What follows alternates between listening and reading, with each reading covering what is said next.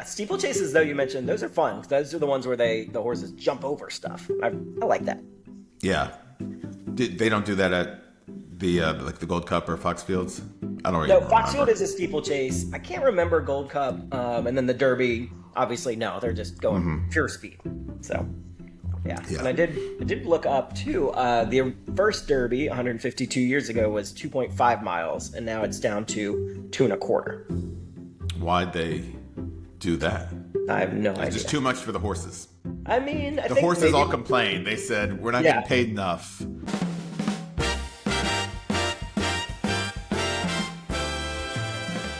Hey! I'm Brian, And I'm Scott. and welcome to the Two Old Fashions podcast, where two friends get together and converse over a cocktail. How are you doing today, Scott? I'm doing all right. I'm a little tired, but it's almost the weekend. I'm feeling good. It's my birthday week.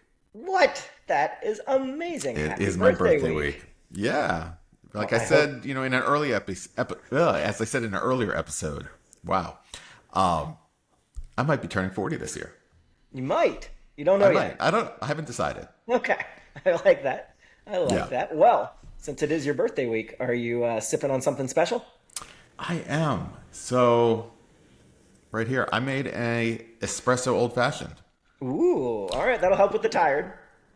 It'll help with the tire. That's why I did it. It's a little aggressive considering the time of night that we are recording this. There. But yeah, just did some freshly brewed espresso. Went with tried and true Woodford Reserve. Nice. I need to make some brown sugar syrup, but I had some just regular simple syrup, and then the chocolate bitters that I've used a few times. So Okay. it's tasting pretty good. Do you shake it? Do you stir it? How does this work? I always stirred. Always Okay. stirred. For an old fashioned, isn't that mandatory? It needs to be stirred.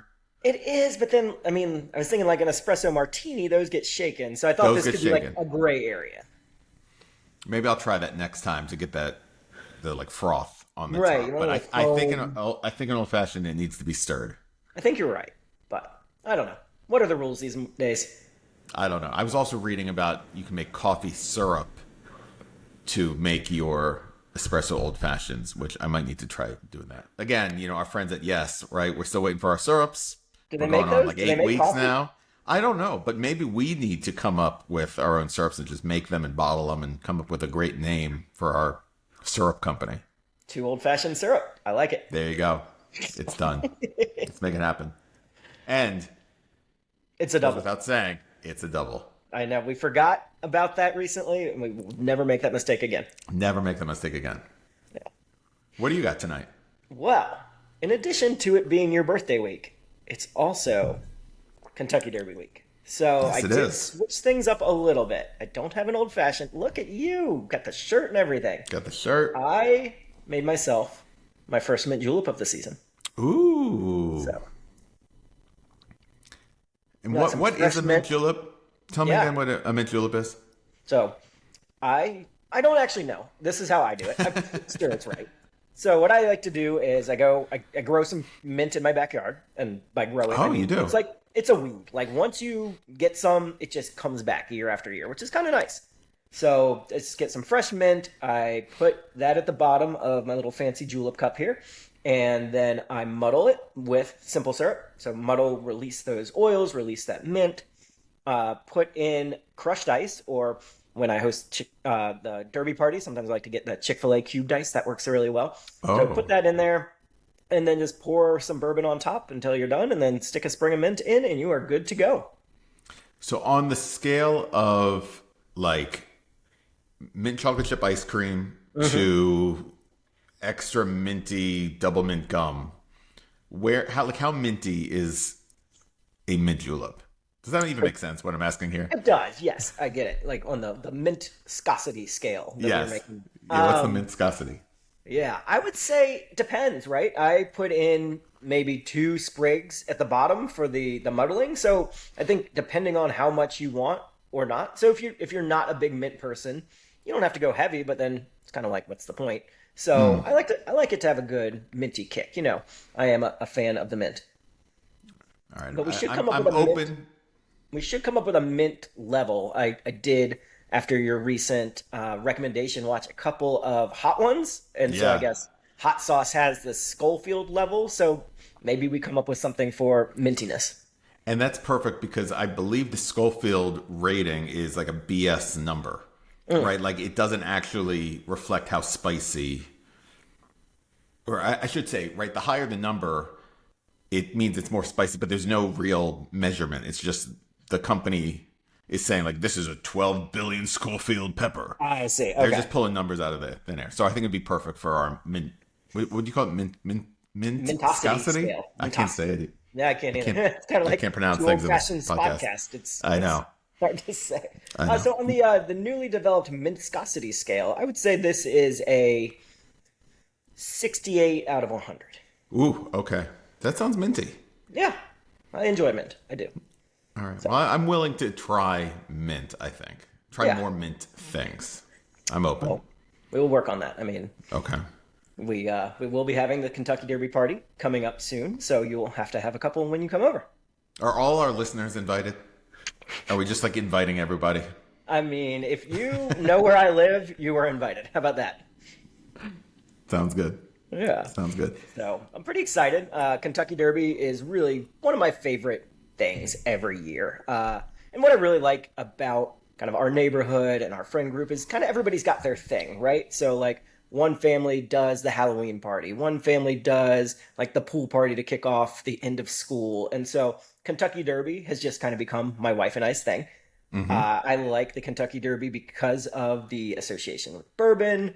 Love to get outside. There's a reason to dress up. And I kind of got, I wouldn't say into horse racing, but when I was at UVA, there was a race called the Foxfield Races. It was always the last Saturday in April, which happened to be right before finals. And it was just like the last big party of the year. You'd go out, everybody would get really dressed up, everybody would come, tailgate, have a great Yeah. time. There was always this joke about whether or not you saw a horse. I always saw horses. They're beautiful, man. They're jumping over things. It's just a great day. And so to just kind of be able to carry on that tradition a little bit. And I've gotten a chance to learn about the Derby. So really just excited to chat about that today. Have you been to the Derby before? I have not. I will say, I think Wow. we talked about this at one point, like been very lucky, knocked a lot of things off my bucket list. The Yeah. Derby is one I have not done. Well, let's add that to the list of things that we should do as a part of this podcast and put it on the list of things that probably won't happen. But we will talk about it. But we'll in the- try. We'll try. Yes. Yeah. And I mean, the thing is, one, we've kind of gotten into the habit of hosting this party. So I imagine Yeah. these people would be just very disappointed if we didn't. That's just my ego talking. And then it is, I mean, it's probably the hardest weekend of the year to go to Louisville. Obviously, there's so much going Yeah. on. And there's two ways to do the Derby, as I understand it. And a lot of horse races is you're either in the infield, which is the party zone, or you're in the grandstands, which is the fancy. I personally would like to do the infield. I'm pretty sure my wife would want to do the grandstands. So we've got some compromising to do over the next 5 years while we plan this epic trip. Well, what about starting small, relatively small? Like the Preakness is like an hour from here. Nope, not gonna do it. Not going to do it. No, You're not even going to consider it. no. Why? What do you have Have you- against Maryland? Okay, well that could be a whole nother show. I've seen videos of the Preakness, and the videos I've seen are of people running across the top of porta potties while people throw full cans of beer at them. I've seen this. I don't think I want to be part of that. I obviously would not be a runner or a thrower, but that's just not the vibe I'm going for. At You least don't what think they I'm do that? envisioning of the Kentucky Derby is a classy affair. You don't think they do that in Louisville? I don't know. I've never seen videos of it. I mean, they definitely do it in, what's the other one? What's the one in New York? So wait, it goes Kentucky Derby, Preakness, and then the Belmont Stakes. Belmont Stakes. Yeah, I mean, New York, they're definitely throwing beer cans at, Yeah. folks running on porta potties. The Kentucky Derby kicks off the Triple Crown. So I like to think that everything starts off nice and classy. 2 weeks later, you go to Baltimore, try to survive that. Yeah. 2 weeks later, you go to New York. So I don't know. I just can't do it. Do you ever just watch horse racing on TV? No. I have no interest in the actual horses racing outside of this one day a year. Do I you like you the know that names. I like their jockeys. I like the backstories I hear. The you like the guy's days hair? leading What's the up guy's to. name? Oh, What's the? Bob Baffert. Yep. Yeah, I love his hair. Yeah, I think he's That's like the banned. silkiest he He's is. gotten himself into some trouble, but Yeah. yeah, I mean, I like the hour leading up to it. You hear all the backstories. Horses have cool names. I don't really understand anything about betting. Like if a 7-2 has a better chance than a 3-1, like none of that makes sense to me. I just like the pageantry of it. I like that. Okay. Get dressed up. People come over, food, drink, and then they just call it the best 2 minutes in sports. Just shoom, and then it's over. Do you? I mean, I know that there is a pool, right? Or there's some betting that goes on at your party. Yeah, like When we you did. when you pi- well, Okay. sorry, no, when you pick your horse, are you doing any research? Are you Absolutely basing not. it off of the name? Are you basing it off of vibes as they're walking to the whatever you call it, the The gate paddock. The paddock. paddock? Yeah. No, 100% based on the name and then the numbers next to it that I don't understand. So Okay. I think we've done it a couple different ways, You're a right? Like serious fan, I can tell. I'm so serious. Yeah, I mean, before we started chatting, I had to look up that it is exclusively for 3-year-old thoroughbred horses. That Look sounds at cool. that. But no, like I think one year we did it where everybody put in $5 and then just drew a name out of the hat because nobody really knows, or if they do, they're doing something on their phone. So Yeah. it's really kind of about the fun of it. I mean, I know people have crazy stories if they're like actual gamblers. They'll be like, "Oh, which horse went to the bathroom the earliest or the latest?" Or like you said, like. What's the vibe? Are they jumpy or are they calm? Yeah. And they've got all these things. Oh, did it rain 2 days ago? Because this horse is better on a wet track. All that He's a stuff. mutter. His mutter's a mutter. Yeah. So I mean that's great for other people. I'm not here for that. I'm here for the friends, the drinking, and the fellowship. At like the very early stages of COVID, like that spring of 2020, when there were no sports going on except for horse racing, Oh no, you got I into it. became a huge horse racing fan. And that was like how we would spend the weekends is we'd sit outside on the deck and watch like FanDuel TV or whatever the station is that, shows racing 24/7. And we would watch these races. And it's amazing because like if you stay up till like 2, 3 in the morning, there are some really weird races that happen in different places around the world. They're not just horses racing. Oh, So if you ever have insomnia, turn on the horse racing station at 3 in the morning. I thought you were gonna say weird. Like I've seen the ones like I've been at a sports bar and they have like the guys that are like riding in like what looks like to be a chariot. Yeah, And the so, chariot races. Uh huh. Yeah, that's weird. But you're That's saying there's weird. weirder. What else? There's What there's all else? kinds of weird stuff. Just different animals. Different animals racing. Okay, like dolphins, sloths. Like what do we got? Maybe. I don't know. I mean I haven't stayed up that late in a long time. Maybe if I Okay. like went a little later, we might get those dolphin races. Yeah. That sounds fun. Yeah. So have you been to a horse race in person? Well, so you mentioned Foxfields. Mm-hmm. Is that different than the Gold Cup? It is. So I think Yep. I went to the Gold Cup. Okay. And I might Yeah, have so I might have gone to Gold Cup twice. Yeah, Foxfield is in Charlottesville, and then Gold Cup is in the Plains in Virginia. Gold Cup is the same weekend every year as the Derby, and Foxfield is always the weekend before. Ah, okay. Yeah. And then when I lived in Atlanta, we used to go to the Atlanta Steeplechase, which is very similar. Yep. This is a southern thing, I assume. Horse racing and these types of events, it's a southern thing. I think so. Yeah, I mean, this will be the 152nd Kentucky Derby, and my limited research that I did, it sounded like it was kind of taken after some things that were going on in England. They brought over kind of that tradition. So yeah, I think it is. I mean, based on the dress and the bourbon and all that, it does Yeah. seem like a Southern Charm style event, which I also lean into. One of my facts that I know about the Derby, you mentioned it was the 152nd, or it's going to be the 152nd edition. It is the, how do I even say this? The longest annual sporting event in the United States. Meaning it's been going. It's been going on nonstop. They've not missed a Okay. year for Wow. 152 years. That is was a impressive. trivia question when we were on the cruise that I mentioned a few weeks back. It Okay. was what is the longest, consecutive annual sporting event? And I think I said the U.S. Open, and I was wrong. It was the Kentucky Okay. Derby. Yeah. So 152 for the Derby, 40-ish for you, maybe. I think we have something going. I think so. I think Yeah. so. Yeah. Steeplechases, though, you mentioned, those are fun. Those are the ones where the horses jump over stuff. I like that. Yeah. They don't do that at the like the Gold Cup or Fox Fields. I don't No, even Foxfield remember. is a steeplechase. I can't remember Gold Cup, and then the Derby. Obviously, no, they're just going pure speed. So, yeah. And Yeah. I did look up too. The first Derby 152 years ago was 2.5 miles, and now it's down to two and a quarter. Why'd they do that? I have no It's just idea. too much for the horses. I mean, I The think horses maybe. all complained. They said, "We're not Yeah. getting paid enough. Yep, they were not happy about their Take it conditions. down by a tenth." Yeah. I think maybe Preakness and Belmont are a little bit longer. Derby, I believe, is the largest number of horses of the Triple Crown, 20, up to 20, which is so a lot of it.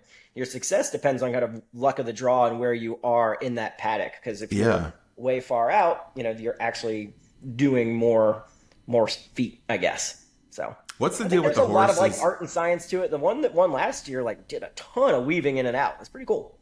What's the deal with the horses that get scratched minutes before they're supposed to go out? The horse is just like, I'm not competing, and Yeah, all the people that invested all their money in just are out of luck. yeah. I think the horses are like just not happy about their name, image, and likeness deal, and they're just trying to get more money. Now, It just does. I think it's health No. concerns sometimes. Like if their legs are tight, they want to be as cautious as possible. But yeah, it is. I will say, if you're a bettor and your horse scratches, you don't lose anything. Now, if you They just are give you your money somebody back. who has invested time and money into these horses, yeah, Yeah. who knows? There's a really good Jerry Seinfeld routine about horse racing, and I'm not going to even I was attempt. gonna say, are you gonna try to do the gist of it, or are you just gonna tease us?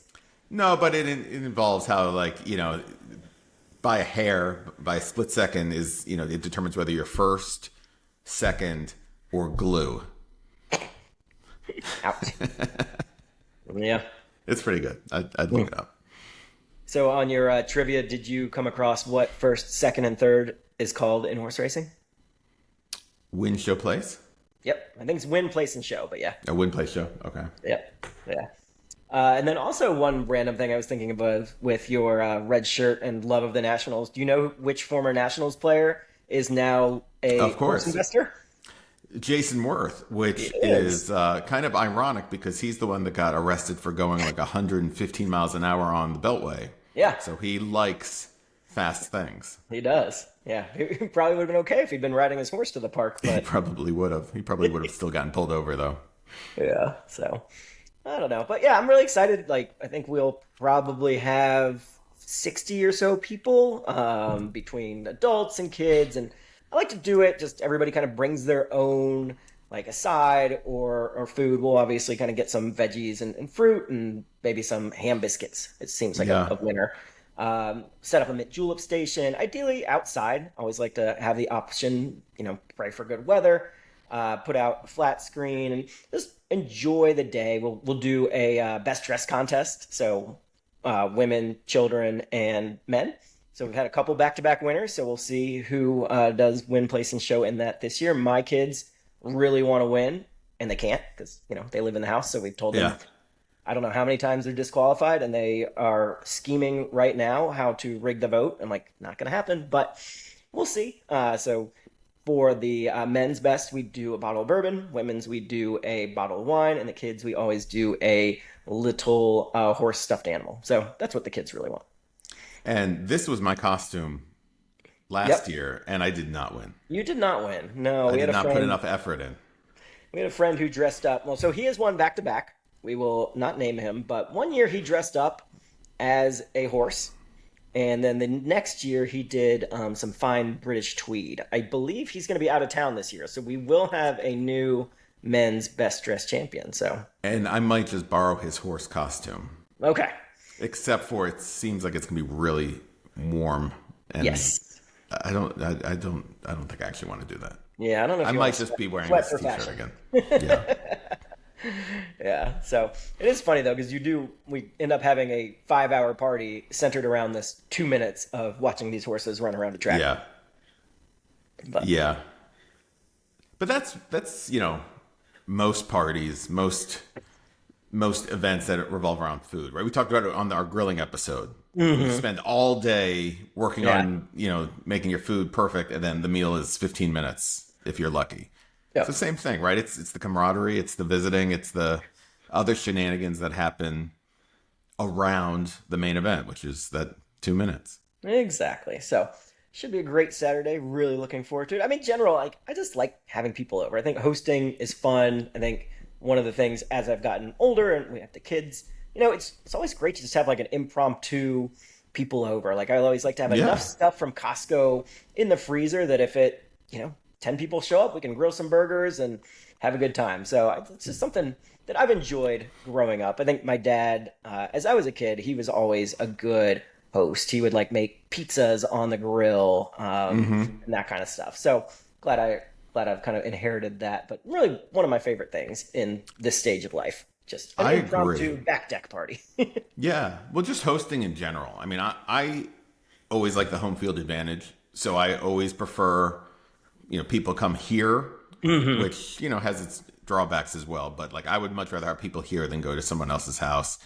And then, yeah, to your point, right? It's like, okay, we could go out to dinner or we could, spend the same amount of money Yeah.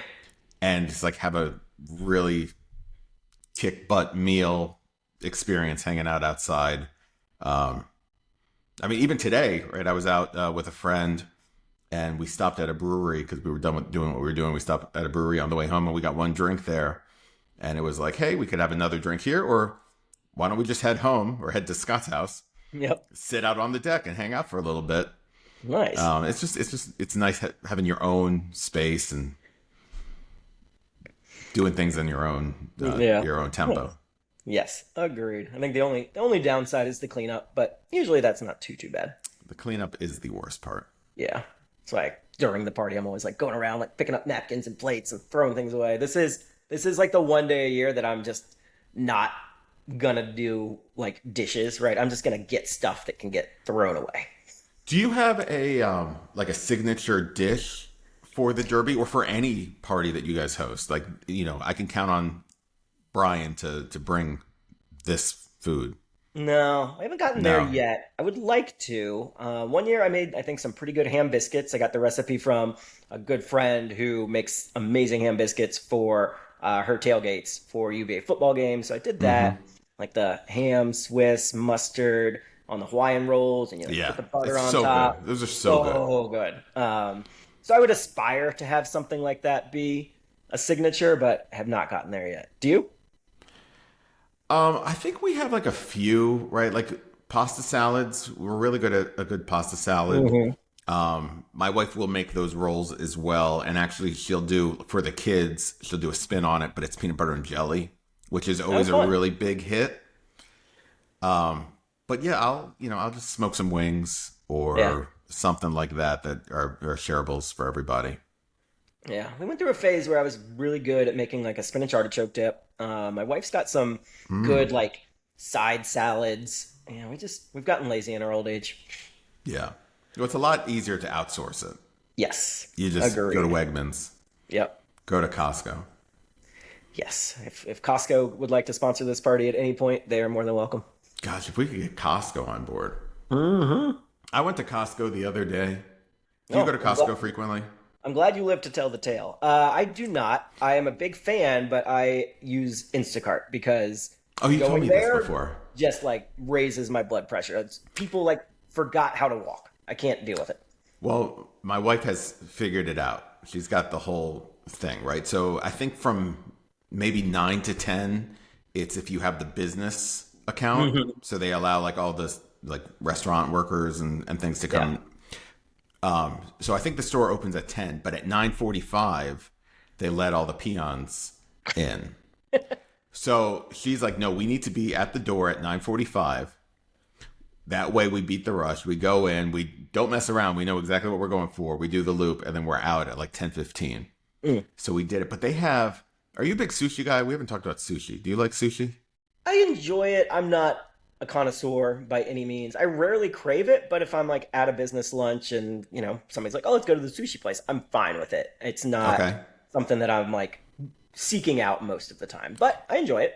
I crave sushi. I'm a big sushi fan. Okay. And Costco has started selling sushi as well as like poke. Mm-hmm. And in Costco fashion, it's in these like big, I don't know Okay. how much is in these big containers, but there's a lot.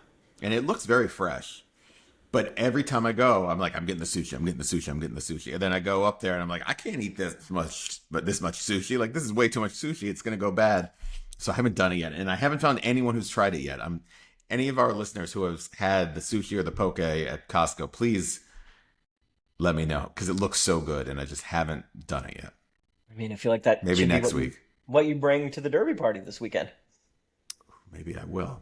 Yeah, let's try Maybe it. that's a good idea.